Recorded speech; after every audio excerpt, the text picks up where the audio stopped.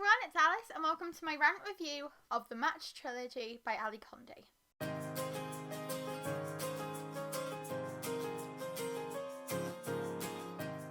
I read Matched back in February and I thought it was really quick. It wasn't the greatest dystopian that I've ever read, but I thought it was a pretty solid series starter and I was looking forward to reading the next two books in the series, so I decided to read both of them in March. This one, Crossed, nearly set me into a reading slump, and this one, Reached, is far bigger than it needs to be. And I thought, I've got some big issues with this series, I've got some really little niggly issues with this series, so I thought, why not, just for you, do a rant review and tell you exactly why I think this series might be the worst dystopian trilogy that I've ever read. And I've read some corkers in the past. So, without further ado, I will give you a little bit of information about what goes on in these books, and then I will tell you exactly what I hated about them. So if you don't want spoilers for this series, feel free to click away from this video because I am going to give some very in-depth thoughts. To be fair, it is like 10 years old? The first one is 11 years old, so it is not a new series. So if you're interested in reading this one, you probably either read it or you are watching this review because you're thinking of unholding it, and you should. Just do it, because it's not worth your time. But yes, if you don't want spoilers, feel free to click away. But yeah, here we go. So in Matched, we meet a girl called Cassia. Cassia is preparing for her Matched ball.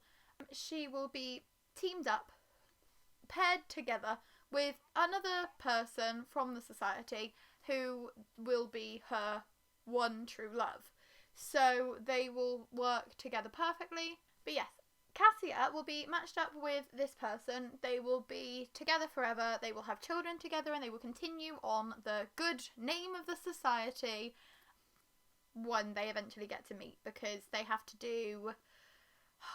jump through loads of hoops and do loads of meetings and things with like a special overseer watching them to make sure that they get on, which is a bit weird. Like, if you genuinely think these people are going to be perfect together, I don't know why you have to have somebody like watching them on all of their dates.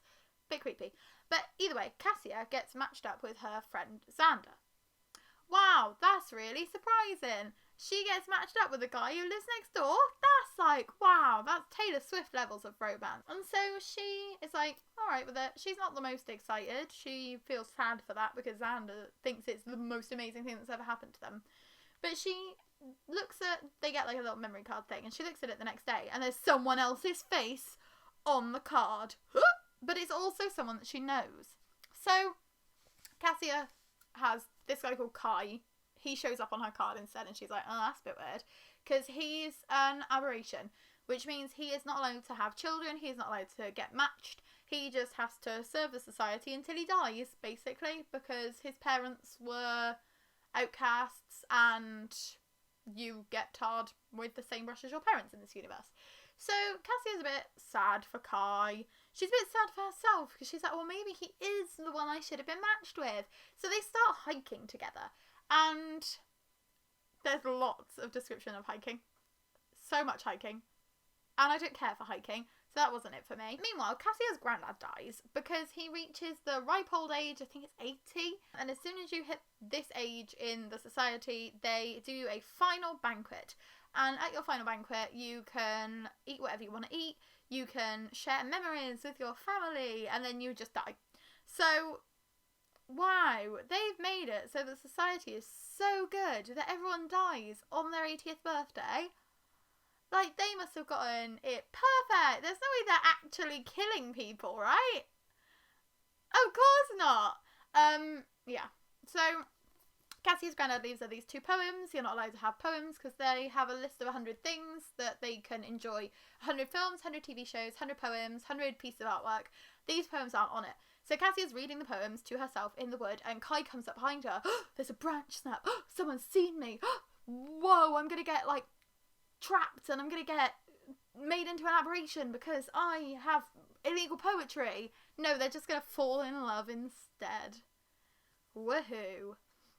So basically all Kai and Cassia have talked about at this point. They hike together.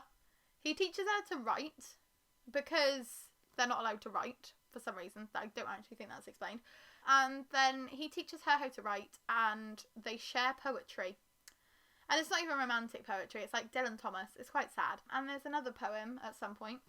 That one's referenced more in the second book. Let me find out. That's the Dylan Thomas. And Alfred Lord Tennyson as well. So, very interesting, diverse, unique poets are referenced in this. And yeah, they basically use these poems to inspire each other to rise against the society. So at the end of this book, Kai gets taken. Oh no! Where's Kai being taken to? Well, we find that out in Crossed. So Kai gets taken off to this village in the middle of nowhere, basically. They're killing... They're sending out all the aberrations to this little village so that they can get killed in the war, but they want the enemy to think that the village is populated when they're not. So they keep sending people to populate the villages just so the enemy can kill them. Again, it doesn't really make much sense, but that's a choice. So Kai gets into this village and he learns that they're killing all these people. And then Cassia gets sent to the same place. So we have to go through that explanation again, because this is the book where it decides to split into two perspectives. So you have Cassia's perspective and Kai's perspective. But when they're experiencing the same thing, the reader does not need to read it twice. So Kai escapes about 6 hours before Cassia rocks up. So Kai is like, I want to go and find Cassia. And Cassia's like, I really hope I can catch up with Kai. They're just like chasing each other across a bloody desert. There's like this weird canyon thing that they like climb down into, and they find each other in the canyon thing, and they find like loads of other poetry, and there was like a little like gang of people that were here, but these people have left, so they have to follow the people, and then they find the people at the end of the book. And then this one, Reach, is basically them with this uprising. It's called The Rising. That's a unique title for your uprising. They join the Rising, and a plague gets released, and it's a bit weird reading this in the COVID era, but a plague gets released, and the Rising have a cure for it. So they basically take over from the society. They go, hey, the society don't have a cure for you. We do. We only really have a cure because we're the ones that released the plague. But yeah, we have a cure. This splits into three perspectives as well. So you also get Xander's perspective in this one. So Cassia has to help sort... I don't really understand what sorting is, but Cassia is a sorter, and apparently this is really, really important to the society. So she has to sort to try and find another cure, because the plague mutates, and the cure that they have becomes not effective, so they have to sort to find another cure. Xander is being a healer, so Xander's trying to heal people, and Kai gets taken down with the plague. And we still get his perspective. It's just him like, I think I can hear Cassia walking towards me. I think I can hear Cassia's voice. You're unconscious, man. Just go. Just let go, please. I'm getting so much angrier as I'm talking about it. But yeah, so this is 500 pages of, can we find a cure? Yeah, we found another cure. Nice. Well, that was a waste of my time. And the best thing is, there's like a vote at the end when they're voting to be like, hey, should we go back to the society? Should we stick with the Rising? Should we do something new? You don't get to see the fallout from that. It's like, this is the lead up to the actual revolution, and then you don't get to see the actual revolution because the story ends, because Kai and Cassia are together, and that's obviously all that anybody cares about, when it's not. The thing that annoys me most about this series is that, like, the world is really interesting. The idea of a society that thinks that we have such an overabundance of stuff and entertainment that we need to have it, that we're only allowed one artifact that we can pass down our family line. Other than that, we all have to have the same things. We can only have 100 pieces of artwork to enjoy, because otherwise we get so used to the abundance that we can't appreciate it anymore. That's a fascinating concept. And I think if Ali Konzi hadn't been obsessed with making this into a romance, it would have been such a success. Because the world is really well fleshed out. It's a futuristic version of our world, but you do get a huge sense of how much things have changed. The way that the world is in just a few small little like pod-like villages. I would have been interested to see the rest of the world explored a bit more. I would have been interested to look at this on a grander scale. And the fact that I'm still interested in this world shows how well crafted it was. It just wasn't well crafted for a story like this. So, my main problem is that Kai is boring AF. The reason that I nearly slumped in Crossed was because of Kai's viewpoint. He is a troubled person who has gone through some trauma. He has lost his parents. He has been sent in. His cousin dies, so they let him go to live in his cousin's position so that his aunt and uncle aren't mad at the society because it's their fault that the cousin dies. You then later find out that the cousin isn't actually dead. He escaped, and the parents knew this, and they didn't think to tell Kai, so Kai's been feeling really guilty this whole time. It's like, oh, I'm just filling Matthew's position. They only want me because they can't have their son because he's dead. When actually they released him. They, helped him get to freedom because they wanted him to be away from the society. And then they let their free nephew become their child. That's really selfish. I don't like that at all. But he's just so boring. All he thinks about is Cassia. At least Cassia has some other stuff going on. She's got the conflict between her and Xander and Kai, even though there isn't really any conflict there, because she clearly just thinks of Xander as a friend from the beginning, even if she tricks herself into thinking that it's more. But she's also got this sorting thing going on. She's still worried about her parents. She's still worried about the rest of the society. She's trying to get to the bottom of why her grandfather left her these poems, what these poems really mean. She has a lot going on, comparatively to Kai, who just cares about Cassia and walks a lot. And I think that there was so much potential. There was also the chance for Ali Conley to make their voices more separate. So there were multiple times. If I finished reading in the middle of a chapter, I would have to go back to see which viewpoint I was reading, because if I picked it up again, I would not know.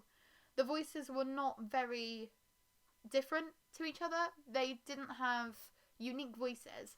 So that didn't help, because when you get to the third book and you're reading 3 perspectives and they all basically sound the same, that is draining.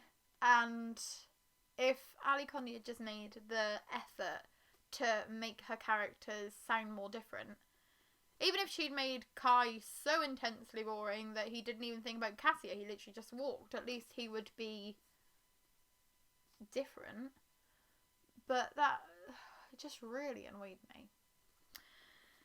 The other main problems that I have are mostly ones that come into Reached. Apart from the fact that you could literally skip Crossed and not miss anything. As long as you know, between book 1 and book 3, that they join the Rising. That's all you really need to know. Like, ooh, Kai and Cassia get separated, now they've joined the Rising. How did they find each other again? Well, it gets recapped in this book anyway. So that would give you a bit more of an enigma. It would make things more interesting. You'd have something propelling the plot because you'd be wanting to know how they found each other.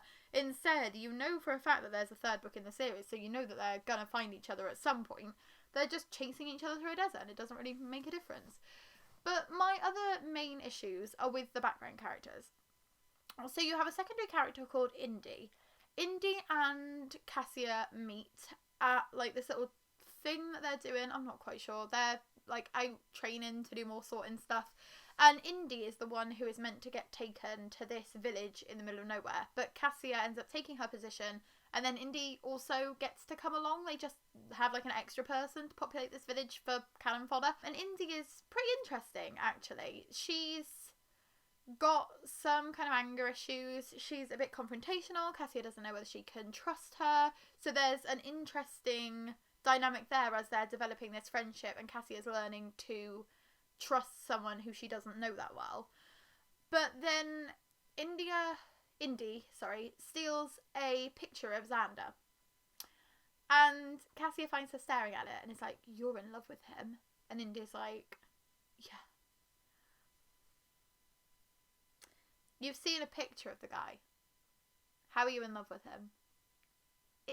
Cassia had hardly spoken about him at this point. She had some little kind of secrets that he'd put in this packet of tablets for her, and she hadn't really shared them with anybody. The only thing that Indy knows about Xander is that he has a secret that his match doesn't know, which means that he has a secret that Cassia doesn't know. And she's seen his picture and she's in love with him. Of course, because Xander needs to get his happy ending, right? No, wrong. In the beginning of Reached, Indy randomly kisses Kai. She's like, "I'm in love with him now. Woohoo!" And then she dies off the page from the plague. We don't get any kind of emotional goodbye for her. We just get Kai in his plague-like unconscious state, gets visited by her. He's like, "Indy came to me And she died. And then when they all get told that she's dead, he's like, I already knew because she came to me when I was unconscious. I mean, people have recovered from this plague and nobody has ever mentioned the fact that their dying loved ones come and visit them in this unconscious sphere. And Indy comes along and is like, yeah, I'm dead now. Soz. And Kai's like, oh, I'm sorry I didn't love you the way I loved Cassia. She was in love with Xander 5 minutes ago. You're meant to be madly, deeply, truly in love with Cassia and you just snogged Indy. What is going on in here? Like, there's no faithfulness. There's no actual real sense of love. You just get the fact that they're meant to be. And then they just like fall for it. And they obviously don't believe it themselves, but we're meant to believe it. I don't get that. There's also a side character in Crossed who gets killed, but he talks about the fact that he had a wife called Lainey and they've been separated and he wants to find her. And in Reached, there is a girl called Nee Lay. And I thought, oh, it's going to be Lainey, isn't it? And you get through this whole book with Xander developing feelings for Nile and her getting the plague and him just really, really wanting to cure her. And he's not quite sure why. He just really wants to cure her and he doesn't really care about anybody else. And then at the end, she's like, I found out that my husband's dead. Like, my name used to not be my name. It was the other way around. So you are Lainey. Okay, that's fine. That was not surprising at all because you had her exact name, but the other way around.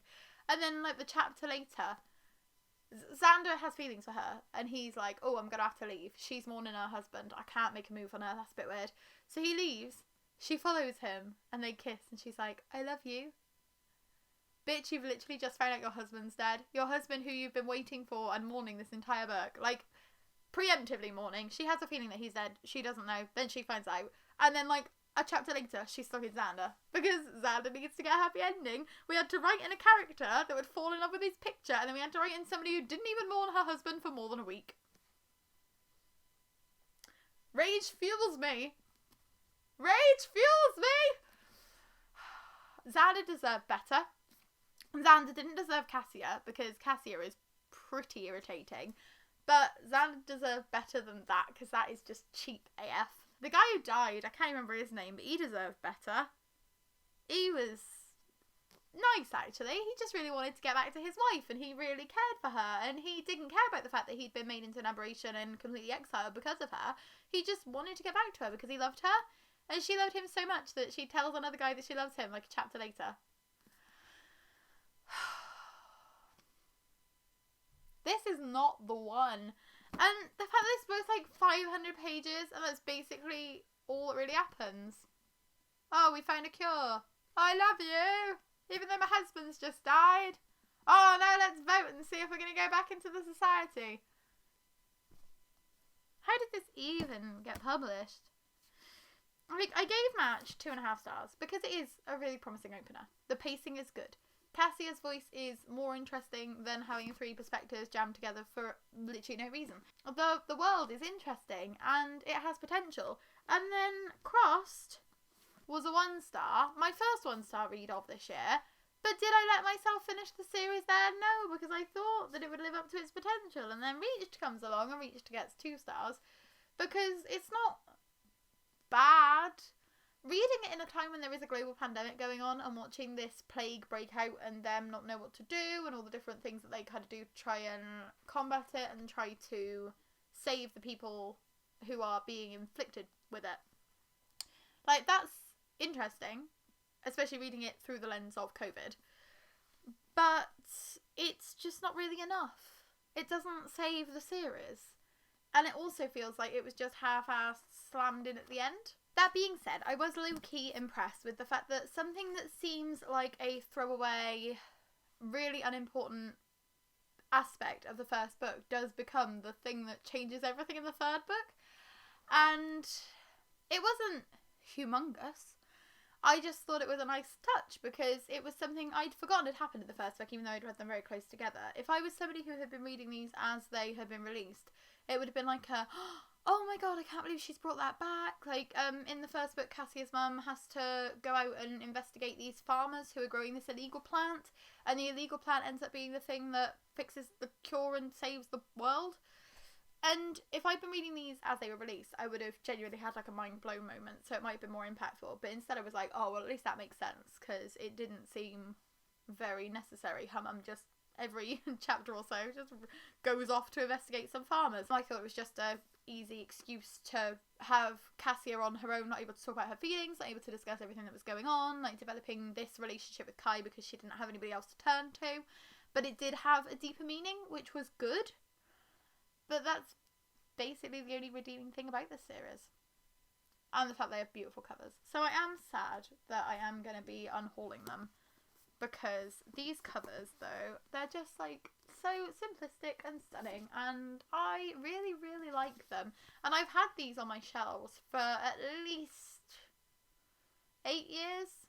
Like, I bought them in charity shops, I didn't buy them brand new, but I've had them, God, either 7 or 8 years ago I bought this one, because I can remember it was when I was in London about to see All Time Low. But yeah, so I've had them for a very long time and they did not live up to my expectations. And I genuinely think if you've got these books on your shelf and you haven't been unhauling them because they're beautiful but you haven't read them yet, just cut your losses, call it a day, donate them, because they're not anything special. I've read better YAs, I've read better dystopians. I will read more that are better than these. And although the concept is good, the execution is just so poor. I'm gonna think about potentially giving a go to, I think it's Delirium by Lauren Oliver, has a similar plot to these. There's also the Lauren Di Stefano, is it Wither? That also has a similar kind of concept of people having their one true love and the main character rebelling against that. I will still give those a go because I still own them and I'm still interested in them because I like the idea. This just wasn't it for me. So I will give those a go and hopefully enjoy those more. But who knows? Maybe I'm just destined to hate all of the really old dystopians that I've been waiting to read, and I will hate myself for picking them up. That's all I've got for you today. A whole steaming heap of disappointment. I hope that you enjoyed this video. Please give it a like if you did, and if you would like to subscribe, we would be super duper grateful. Sean has decided that we're aiming for 200 subs by the end of April, which is... it's ambitious. He says it's possible. I'm scared. But if you would like to help us on towards our goal, I would be really, really appreciative. If you are somebody who has read the Match series, please let me know down in the comments whether you either agree or disagree with my points. If there's anything that you think I should have talked about, anything that I missed out, because I had some notes for these, but I left it a few weeks because I just didn't want the rage to fuel me too much. But yes, hope you enjoyed this video. We post new ones every Tuesday, Thursday and Saturday, so we will see you again in a couple of days with our mid-month wrap-up. Bye! Perfectly.